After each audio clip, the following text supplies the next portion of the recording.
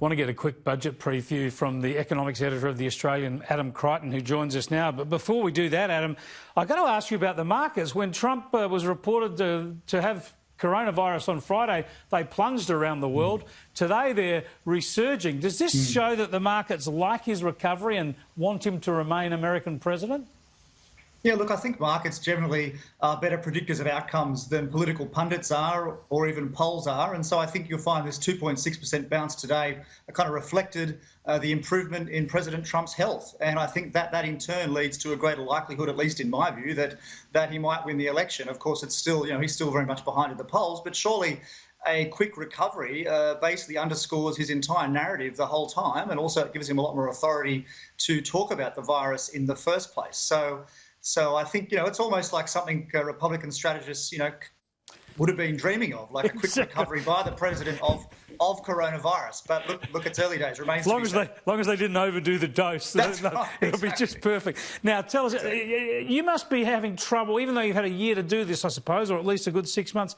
Must be having trouble to come to grips with the change in our fiscal approach, the amount of spending and the tax cuts coming in. So is it all justified, or should we be deeply worried about it all going awry? Well, certainly on the tax cut side, I'm very pleased with these rumours that the 2024 tax cuts might be brought substantially forward. It's something I've been arguing for in my columns for years. I said that we shouldn't have had to wait until 2024. Just to pick you up there, you're absolutely right. You've argued that for a long while, and I'm always in favour of tax cuts to let people have more of their own money. But they wouldn't do that when we didn't have a crisis, and now there's a crisis, they do it.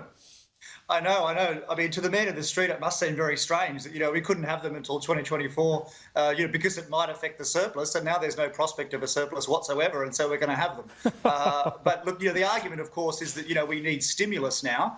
And, we certainly do, I suppose, to some extent. But I would much rather see the stimulus on the revenue side by cutting taxes, because at least that way it makes the economy more efficient. People are spending their own money on the things they want, rather than what we're likely to see is a massive ratcheting up of spending, even more than we've already seen, because those things are politically popular, more infrastructure, more tax breaks, more, sadly, complexity probably in the tax system we're going to see, more programs that can be gamed and so forth. So I do worry a little bit about that side.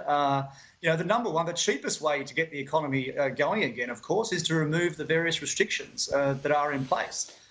This is exactly right. They could do that for free if you start to open the place up again, but that's what they're resisting at the moment. Just very briefly, what about the welfare side? Well-targeted infrastructure will pay a dividend down the track.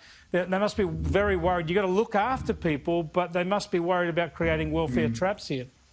Well, look, certainly that's right. I mean, the biggest fear, obviously, is by March next year, what happens when JobKeeper's unwound? Basically how many of those businesses collapse. I mean, it's likely to be, many, many tens of thousands, and how many people kind of end up on the supercharged job seeker payment. That's really the big unknown. And, the smartest people in the country can't predict what is going to happen next year. We all hope, of course, that there is some sort of snapback and that this proves an aberration. But, of course, it may not be the case. I think the final point I'd just like to make is that you'll probably hear tomorrow so much about the so-called health crisis, but there is no health crisis in Australia. Clearly, if you look at the figures, the number of deaths is well in line with historical norms. But but by gosh, there certainly is an economic crisis and a fiscal crisis, and that's what I think historians are going to look back on in awe, I would say.